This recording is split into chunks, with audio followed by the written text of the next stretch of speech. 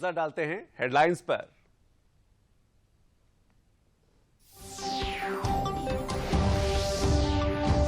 प्रदेश के उपचुनाव के महामुकाबले के परिणाम आज। मैनपुरी लोकसभा, रामपुर और खतौली विधानसभा में मतगणना के लिए की गई व्यापक तैयारियां। मतगणना जारी।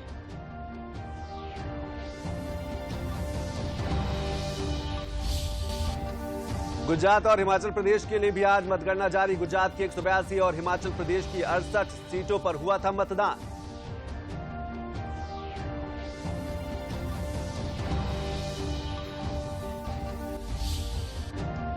संसद के शीतकालीन सत्र की शुरुआत। 29 दिसंबर तक चलेगा सत्र। प्रधानमंत्री ने सत्र के पहले दिन की सभी दलों से शीतकालीन सत्र को उपयोगी बनाने की अपील।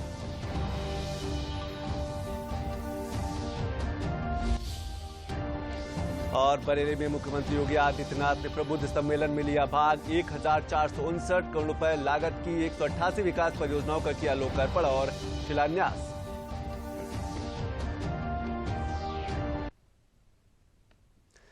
तो चलिए खबरों पर विस्तार से नजर डालते हैं और बात करते हैं चुनावों की। प्रदेश में आज मैनपुरी लोकसभा और रामपुर और खतौली विधानसभा में उपचुनाव के नतीजे आएंगे। मतगणना को लेकर तमाम तैयारियां की गई हैं। सुरक्षा व्यवस्था के पूरे इंतजाम किए गए हैं। अपर पुलिस महानिदेशक कानून व्यवस्था प्रशांत कुमार ने बताया कि मैनपुरी, खतौली और रामपुर में कड़ी सुरक्षा व्यवस्था की गई है। मतगणना के दौरान पर्याप्त फोर्स तैनात की गई है। 8 दिसंबर को उत्तर प्रदेश में 3 उपचुनाव, जिसमें कि मैनपुरी लोकसभा तथा रामपुर तथा खतौली विधानसभा के मतगणना का कार्यक्रम प्रस्तावित है। इस हेतु इन सभी जगहों पे जहां की मतगणना होनी है, व्यापक सुरक्षा व्यवस्था सुनिश्चित कराई गई है। ईवीएम को केंद्रीय अर्धसैनिक बलों के सुरक्षा में रखा गया है। कल वहां समय से पहले ही त्रिस्तरीय चेकिंग की व्यवस्था रहेगी, ताकि कोई भी अवांछनीय तत्व मतगणना स्थल पर न जाने पाए। इसके साथ ही साथ कोई भी व्यक्ति कोई आग्नेयास्त्र या अस्त्र शस्त्र लेके न पहुंचने पाए। इसके अतिरिक्त बैरियर्स लगा के प्रॉपर चेकिंग कराई जाएगी।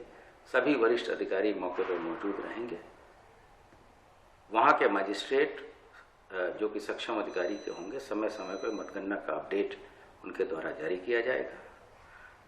मतगणना पंडाल के अंदर भी जो माननीय निर्वाचन आयोग के निर्देश हैं, उसको सख्ती से अनुपालन कराए जाने के निर्देश दिए गए हैं। और मैनपुरी लोकसभा उपचुनाव की मतगणना सुबह 8 बजे से शुरू हो गई है। समाजवादी पार्टी की डिंपल यादव भारतीय जनता पार्टी के रघुराज सिंह से आगे हैं। मतगणना के लिए भारी सुरक्षा व्यवस्था की गई। बिना पास के किसी को गेट के अंदर प्रवेश नहीं दिया जा रहा है। दोनों ही पार्टियों के एजेंटों की चेकिंग के बाद ही अंदर प्रवेश दिया गया है। भारतीय जनता पार्टी और समाजवादी पार्टी के समर्थकों में यहां भारी उत्साह देखा गया है। यहां मुख्य मुकाबला सपा की डिंपल यादव और भाजपा के रघुराज सिंह से है। बीएसपी और कांग्रेस ने कोई प्रत्याशी खड़ा नहीं किया है।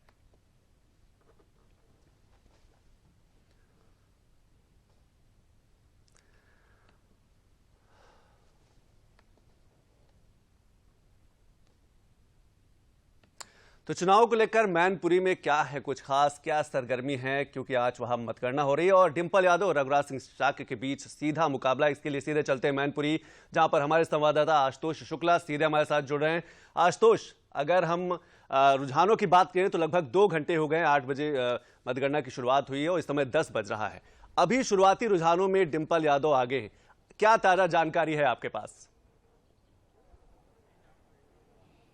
देखिए संतोष, जिस तरह से यहाँ पर मतगणना काम 8 बजे शुरू हुआ था, उसके बाद किन्हीं विधानसभा सीटों में 3 राउंड का, किन्हीं में 2 राउंड का की मतगणना हो गई है। लेकिन ओवरऑल अभी तक देखा जाए जितने मत यहाँ पे गिने जा चुके हैं, उसमें 10,700 वोटों से समाजवादी पार्टी की कैंडिडेट डिंपल यादव जो है वो आगे हैं।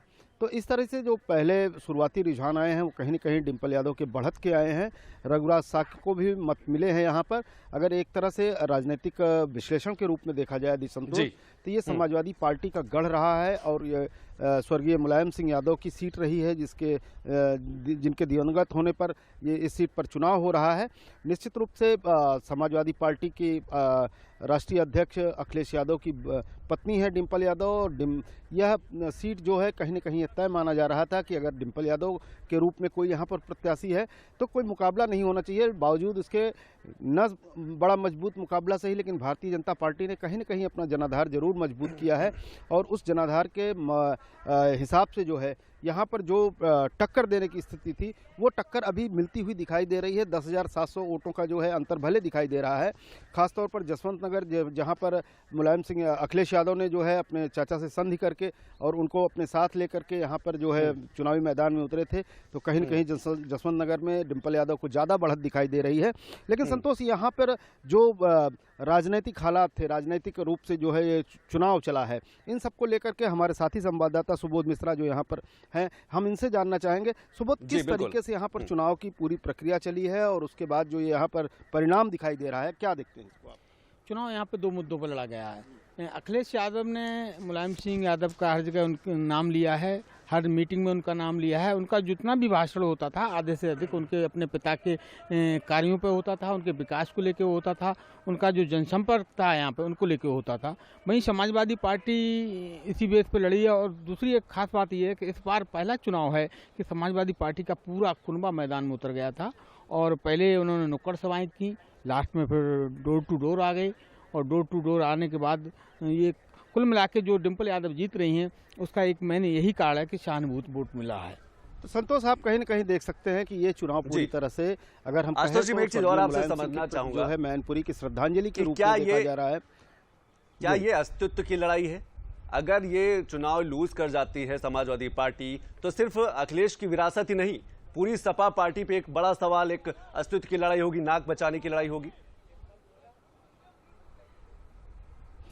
देखिए, ये प्रश्न आपका बिल्कुल जायज है और कहीं न कहीं जो है ये इस अस्तित्व की लड़ाई को अगर हम थोड़ा पीछे चल करके देखें, जब आजमगढ़ और रामपुर के लोकसभा उपचुनाव हुए थे, जिसमें अखिलेश यादव ने कहीं भी कोई प्रचार नहीं किया था, पार्टी प्रत्याशियों ने खुद अपना प्रचार किया और अपनी मेहनत की, बावजूद ये हुआ कि वो वहाँ पर समाजवादी पार्टी ने दोनों सीटें हार गई थी। जबकि आजमगढ़ जो है मुलायम सिंह यादव ने भी जीती थी, अखिलेश यादव ने भी जीती थी, और उसके बाद रामपुर की जहाँ बात करें तो उनके कदावर नेता आजम खान की वो छोड़ी हुई सीट थी।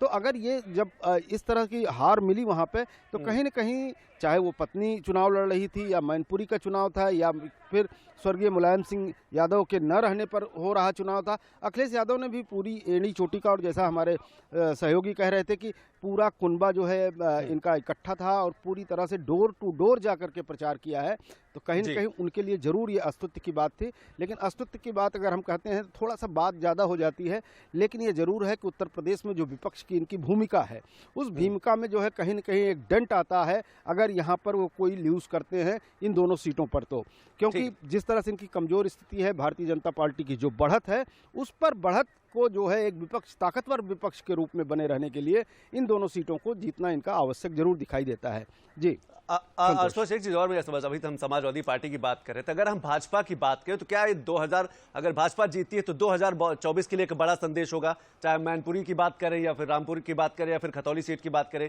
2024 के लिए भी एक बड़ा संदेश होगा? देखिए संतोष, ये बड़ी बात हो जाएगी। 2024 का चुनाव किन मुद्दों पर लड़ा जाता है, किन बातों पर लड़ा जाता है, ये अभी आने वाले समय में निश्चित होगा। अगर हम वर्तमान समय की बात करें तो वर्तमान समय में मैनपुरी की सीट जो है गढ़ थी समाजवादी पार्टी की, स्वर्गीय मुलायम सिंह यादव के न रहने पर यह चुनाव हो रहा है। और साथ में अगर रामपुर की बात करें तो वो भी उनकी सदस्यता जाने के, आजम खां की सदस्यता जाने के बाद हो रहा है।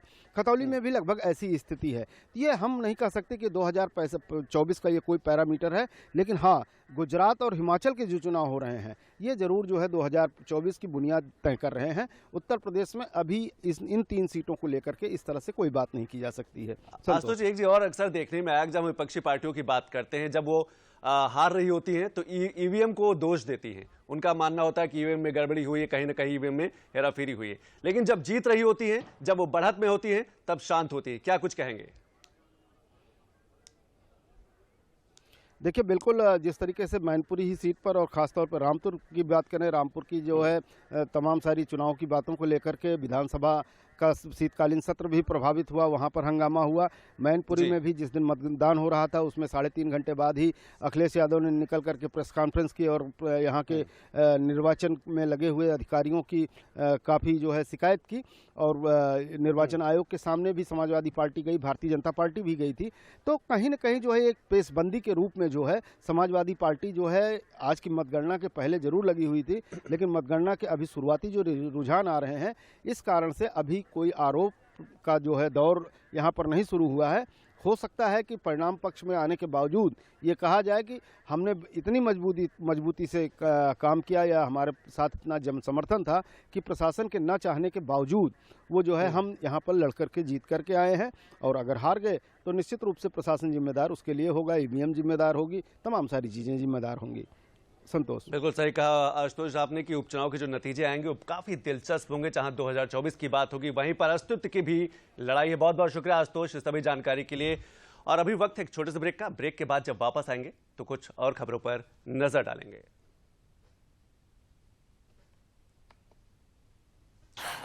बिट्टू, बहू कब से तैयार होकर बैठी है? टेस्ट के लिए जाना बेटा। टेस्ट ही तो देख रहा हूँ माँ।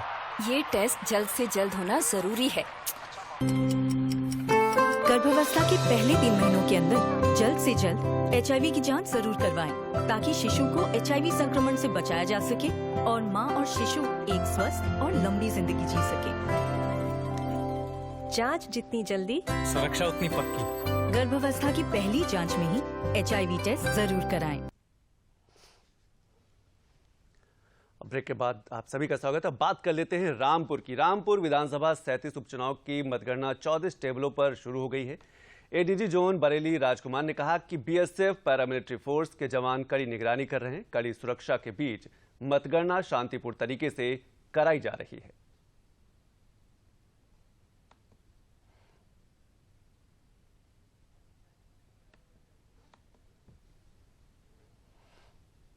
जनपद रामपुर में हुए उपचुनाव की मतगणना प्रारंभ हो गई है।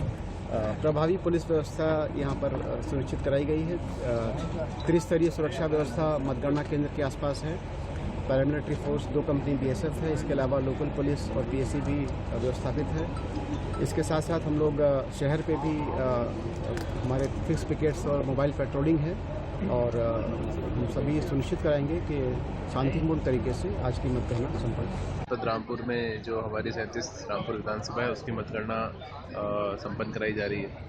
सुरक्षा व्यवस्था के पर्याप्त इंतजाम किए गए हैं। जो हमारा मंडी परिसर है जहाँ हमारा स्ट्रांग रूम है और मतगणना स्थल है, 3 लेयर की सुरक्षा व्यवस्था यहाँ तैनात की गई है।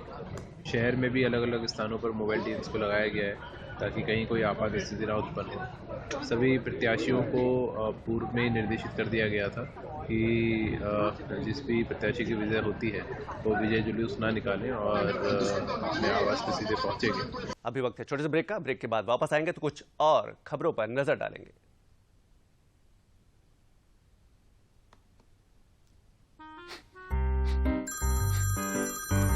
सर, आपका केवाईसी अपडेट करना है, नहीं तो अकाउंट और एटीएम कार्ड ब्लॉक हो जाएगा। सावधान सावधान, 2.5 करोड़ का इनाम मुझे। देखिए, अनजाने कॉल्स, फर्जी ईमेल्स, लिंक्स और जाली ऐप से अपना पिन, ओटीपी, पासवर्ड कभी भी किसी के साथ शेयर न करें। आप रहेंगे सावधान तो नहीं होगा नुकसान। आरबीआई कहता है जानकार बनिए, सतर्क रहिए।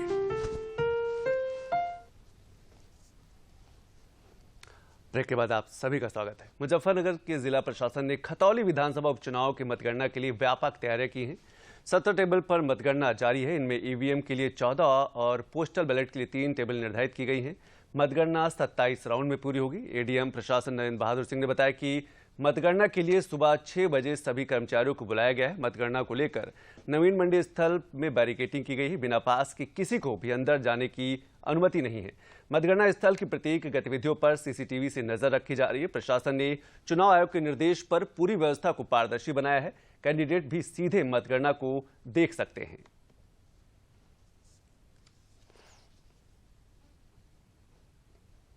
तैयारी हम लोगों की पूरी है। बैरिकेडिंग, जाली से पूरा कवर करना, सारी चीज़ें हम लोगों ने लगा लिया है। और जो मतगणना हॉल है उसकी भी तैयारियां हमारी पूरी हो गई हैं। हम लोगों ने 14 टेबल लगाए हैं ईवीएम की काउंटिंग के लिए और 3 टेबल हमने ईटीपीबीएस और पोस्टल बैलेट की काउंटिंग के लिए लगाए हैं। तो मुजफ्फरनगर की खतौली सीट के लिए सीधे चलते हैं और अपने संवाददाता रणवीर सैनी से बात करते हैं। रणवीर, क्या कुछ अभी जानकारी आपके पास निकल के आ रही है मतगणना को लेकर? क्या कुछ विशेष है आपके पास अभी? मुजफ्फरनगर की खतौली विधानसभा सीट के 2 राउंड की गिनती पूरी हो चुकी जी। इसमें रालोद के मदन भैया 7888 वोट लिए हैं और भाजपा की राजकुमारी सैनी को 3858 वोट मिले हैं। रालोद ने यहाँ 4030 वोटों से बढ़त बनाई है। 2022 के ही जो आम विधानसभा के आम चुनाव हुए थे उनके जो राउंड फिगर मेरे पास है, शुरू के जो 5 राउंड है उसमें रालोद ने लगभग 15,000 की बढ़त बनाई थी, लेकिन उसके बाद धीरे धीरे भाजपा ने ये चुनाव जीता था। अभी क्योंकि शुरुआती रुझान है और ये कहा जाता है जो शुरू के 5 राउंड है वो रालोद के पक्ष के माने जाते हैं, तो अभी इसको हार जीत का कोई निर्णय नहीं लगाया जा सकता। लेकिन अभी जो आया है सामने उसमें 4030 वोटों से 2 राउंड के बाद में रालोद के मदन भैया आगे हैं। रणवीर, अगर हम बात करें खतौली सीट की तो ये भाजपा की पहले कभी सीट हुआ करती थी, कितनी बड़ी प्रतिष्ठा की बात होगी इस बार के जो चुनाव आप जो देख रहे हैं? नहीं, भाजपा की क्योंकि अगर हम लगाएं तो 2017 से लगातार भाजपा इस पर जीत रही है, चाहे वो विधानसभा का चुनाव हो चाहे लोकसभा का चुनाव हो। लोकसभा में भी जहां मुजफ्फरनगर जिले की चरथावल और बुढ़ाना सीट पे जो है चौधरी अजीत सिंह चुनाव लड़े थे वो जीते थे, लेकिन संजीव बालियान जो है वो मुजफ्फरनगर और खतौली में जीत हासिल की थी उन्होंने। तो ये हमेशा भाजपा को ऑक्सीजन देती रही है खतौली विधानसभा सीट। तो जो पूरे आंकड़े हैं, अगर हम 2017 से 2022 तक के जो आम चुनाव था विधानसभा का उसमें भी लगाएं तो उसमें भी भाजपा ने अच्छी जीत हासिल की थी, तो ये भाजपा की सीट मानी जाती है।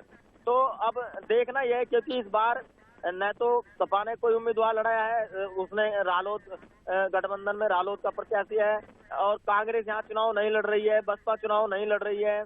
ऐसे हालात में सीधे जो चुनाव है वो भाजपा और रालोद का है। तो ऐसे हालात में अब देखना ही है कि कौन जीत हासिल करता है। बिल्कुल नजर बना के रखिए।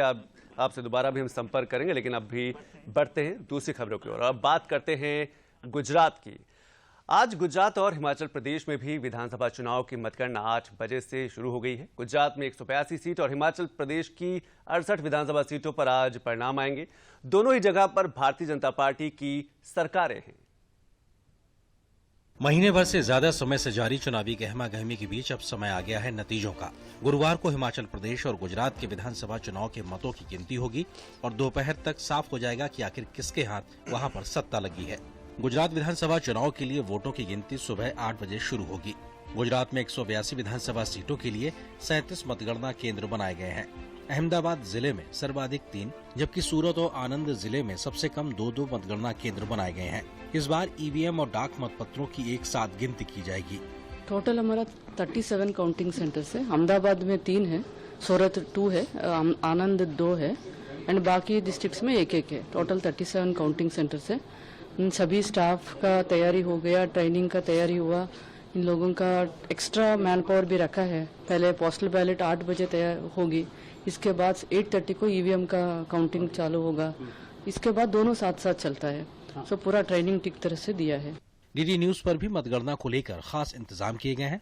तकरीबन हर महत्वपूर्ण जगहों पर मौजूद हमारे संवाददाता मतगणना से जुड़ी पल पल की जानकारी आप तक पहुंचाएंगे। मतगणना पर महा कवरेज, सबसे सटीक रुझान, क्या फिर खिलेगा कमल या सियासत लेगी करवट, किसकी होगी सरकार, कौन जीतेगा चुनावी रण, किसके हिस्से आएगी हार। गुजरात चुनाव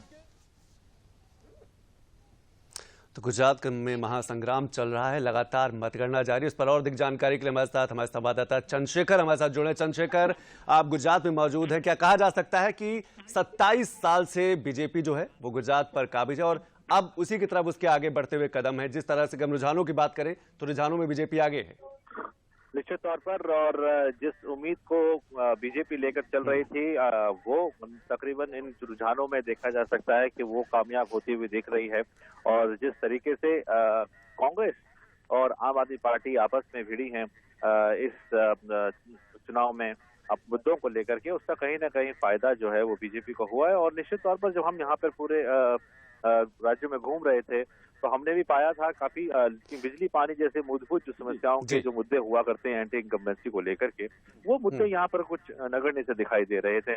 और निश्चित तौर पर काफी दबी जुबान पे ही सही, लेकिन कोई लोग कह रहे थे कि वो पार्टी बीजेपी की तरफ वो सोच रहे हैं कि मतदान किया जाए, और उसका फायदा बीजेपी को यहाँ होता हुआ दिख रहा है। और निश्चित तौर पर ये 149 सीटों का जो रिकॉर्ड कांग्रेस के नाम था यहाँ पर, उसको भी वो क्रॉस करती हुई दिखाई दे रही है, और यह अप्रत्याशित जीत की तरफ भाजपा यहाँ से बढ़ती हुई दिखाई दे रही है। चंद्रशेखर, आपने कांग्रेस का जिक्र किया, एक समय कांग्रेस का गढ़ हुआ करता था, काफी अच्छी स्थिति हुआ करती थी। क्या वजह देखते हैं कि कांग्रेस का धीरे धीरे वहां से जनाधार खिसकता चला गया? क्या इस चुनाव में आम आदमी पार्टी ने कांग्रेस का बड़ा नुकसान किया है? मैं वही बात कर रहा था आपसे संतोष की, यहाँ पर जब यहाँ की बात हो या दिल्ली की बात हो या पंजाब की बात हो, जहां जहां आम आदमी पार्टी ने अपना कदम रखने की कोशिश की है, उन्होंने कांग्रेस के जनाधार को हटाने की कोशिश में कामयाबी हासिल की है। क्योंकि जो मुद्दे, जो स्थानीय मुद्दे हों या फिर जो मुद्दे कल तक कांग्रेस उठाया करती थी, उन्हीं मुद्दों को अब आम आदमी पार्टी जो है वो बीजेपी के खिलाफ उठा रही है। तो जो कांग्रेस का वोटर था वो धीरे धीरे अब आम आदमी पार्टी की तरफ शिफ्ट होता हुआ नजर आ रहा है, क्योंकि हालिया जो कामयाबियां हैं कुछ स्टेट्स में आम आदमी पार्टी की, तो उससे कहीं ना कहीं ये जो कांग्रेस का जो भी वोटर है वो प्रभावित होता हुआ दिख रहा है। और लेकिन इसका फायदा जो है वो दोनों के पार्टियों की भिड़ंत का फायदा जो है वो बीजेपी को निश्चित तौर पर देखने को मिल रहा है। बिल्कुल, बहुत बहुत शुक्रिया चंद्रशेखर इस सभी जानकारी के लिए, और आगे भी आपसे संपर्क करते रहेंगे। और बढ़ते अपनी अगली खबर की और बात करते हैं संसद की। कल से संसद का शीतकालीन सत्र शुरू हो गया है। इस सत्र में कुल 17 कार्य दिवस होंगे। संसद के शीतकालीन सत्र के लिए भारतीय जनता पार्टी के नेतृत्व वाली केंद्र सरकार के एजेंडे में 16 नए बिल शामिल हैं। लोकसभा पहले दिन उन लोगों की श्रद्धांजलि दी गई जिनका निधन सत्र के दौरान हुआ। इसके बाद बहुराज्य सहकारी समिति अधिनियम में संशोधन के लिए विधेयक लोकसभा में पेश हुए। बुधवार को संसद के शीतकालीन सत्र की शुरुआत से पहले पीएम मोदी जब संसद भवन के बाहर मीडिया से मुखातिब हुए तो उन्होंने विपक्ष सहित सभी सांसदों से आग्रह किया कि सत्र को ज्यादा से ज्यादा प्रोडक्टिव बनाया जाए। मैं बहुत ही आग्रह के साथ सभी दलों से, सभी सांसदों से इस सत्र को और अधिक प्रोडक्टिव बनाने की दिशा में सामूहिक प्रयास हो। पीएम की अपील का असर पहले ही दिन सदन में दिखा और दोनों सदनों में सुचारू रूप से कामकाज हुआ। लोकसभा की कार्यवाही जैसे ही शुरू हुई, सबसे पहले दिवंगत सांसद और सपा के संस्थापक रहे मुलायम सिंह यादव को श्रद्धांजलि दी गई। कई दिवंगत पूर्व सांसदों को श्रद्धांजलि देने के बाद लोकसभा 12 बजे तक स्थगित कर दी गई। वहीं उच्च सदन में सबसे पहले सभापति के तौर पर पहली बार सदन का संचालन कर रहे उपराष्ट्रपति को विभिन्न दलों के नेताओं ने बधाई दी। 12 बजे लोकसभा में शून्यकाल के दौरान संसद की समितियों की अध्यक्षता में विपक्षी दलों को हिस्सेदारी का मुद्दा कांग्रेस ने उठाया, जिस पर टीएमसी ने भी अपनी बात रखी। लोकसभा अध्यक्ष ने इस मुद्दे पर अपने अंदाज में कांग्रेस नेता अधीर रंजन चौधरी को नसीहत भी दे डाली। संसद के दोनों सदनों में विदेश मंत्री ने बयान भी दिया। विदेश मंत्री ने बताया कि यूक्रेन से लौटे भारतीय छात्रों को लेकर जो कुछ किया जा सकता है भारत सरकार कर रही है। राज्यसभा में वन्य जीव संरक्षण संशोधन विधेयक 2022 की चर्चा के लिए सदन के पटल पर रखा गया। मैं कहना भी चाहूंगा कि तत्कालीन यूपीए सरकार ने ये एश्योरेंस भी अंतर्राष्ट्रीय स्तर पर दिया था, लेकिन उन्होंने पूरा नहीं किया। और चूंकि इस अंतर्राष्ट्रीय संधि को 2005 में हमने एश्योरेंस दिया था, पूरा करना आवश्यक है। इस बिल को लोकसभा में रखा गया है, जिसको सर्वसम्मति से पारित किया गया, और मैं ये चाहता हूं कि ये बिल इस राज्यसभा में भी सर्वसम्मति से पारित किया जाए। जबकि लोकसभा में बहुराज्य सरकारी समितियां संशोधन बिल 2022 पेश किया गया। ये बिल सहकारिता राज्य मंत्री बीएल वर्मा ने सदन में पेश किया। इस बिल का मकसद सहकारी क्षेत्र में जवाबदेही बढ़ाना और इसकी चुनाव प्रक्रिया में सुधार करना है। कांग्रेस सहित कई विपक्षी दलों ने बिल को संसद की स्टैंडिंग समिति को भेजने की मांग की। शून्यकाल के दौरान कई अहम मुद्दों पर सदन का ध्यान आकर्षित किया। उम्मीद की जा सकती है कि मौजूदा सत्र में दोनों सदनों में जमकर कामकाज होगा। Parliament desk, DD news, Delhi. और मुख्यमंत्री योगी आदित्यनाथ ने कल जनपद बरेली में प्रबुद्ध जन सम्मेलन को संबोधित किया। इस अवसर पर उन्होंने 1459 करोड़ रुपए लागत की 188 विकास परियोजनाओं का लोकार्पण और शिलान्यास किया। इनमें 482.70 करोड़ रुपए की 117 विकास परियोजनाओं का लोकार्पण तथा 976.02 करोड़ रुपए की 71 विकास परियोजनाओं का शिलान्यास शामिल है। मुख्यमंत्री ने विभिन्न विभागों की प्रदर्शनी का अवलोकन करते हुए संबंधित विभागों के कार्यों की जानकारी प्राप्त की। मुख्यमंत्री ने कार्यक्रम को संबोधित करते हुए कहा कि डबल इंजन की सरकार प्रदेश के सर्वांगीण विकास के लिए प्रतिबद्धता के साथ कार्य कर रही है। स्थानीय निकायों को भी इस प्रतिबद्धता के साथ कार्य करना होगा। मुख्यमंत्री ने कहा कि डबल इंजन की सरकार ने नगरीय जीवन को सरल एवं पारदर्शक बनाया है। हर सिटी में कन्वेंशन सेंटर, ऑडिटोरियम के निर्माण का प्रयास किया जा रहा है। पब्लिक ट्रांसपोर्ट सिस्टम को बेहतर किया गया है। मुख्यमंत्री ने कहा कि जनपद बरेली में प्रधानमंत्री आवास योजना ग्रामीण एवं शहरी के अंतर्गत 31,700 से अधिक गरीब लाभार्थियों को आवास की सुविधा उपलब्ध कराई गई है।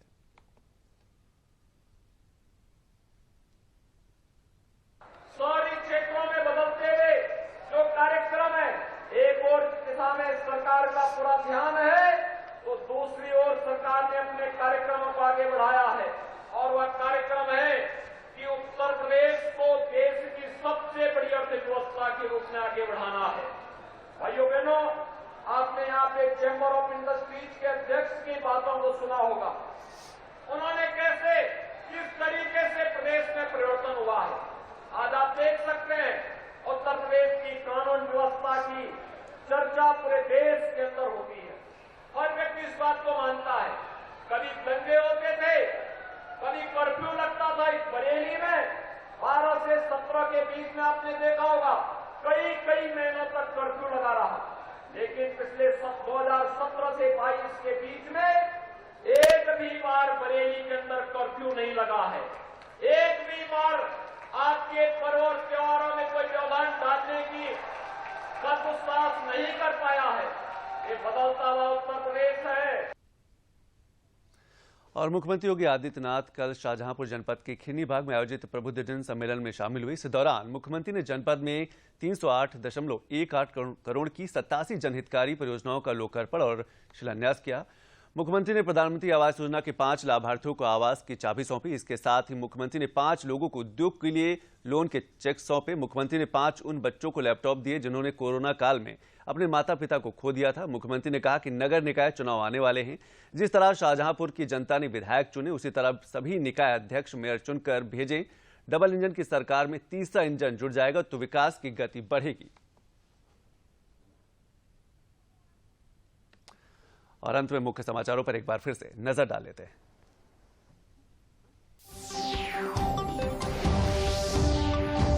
प्रदेश के उपचुनाव के महामुकाबले के परिणाम आज। मैनपुरी लोकसभा, रामपुर और खतौली विधानसभा में मतगणना के लिए की गई व्यापक तैयारियां। मतगणना जारी।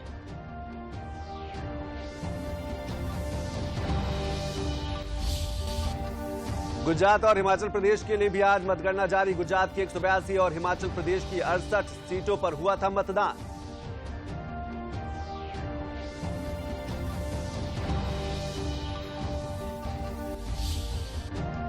संसद के शीतकालीन सत्र की शुरुआत 29 दिसंबर तक चलेगा सत्र। प्रधानमंत्री ने सत्र के पहले दिन की सभी दलों से शीतकालीन सत्र को उपयोगी बनाने की अपील।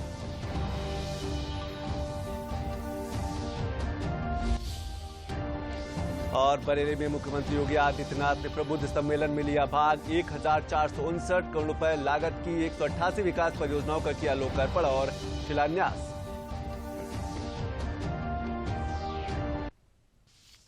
तो खबरों में अभी बस इतना ही। नमस्कार।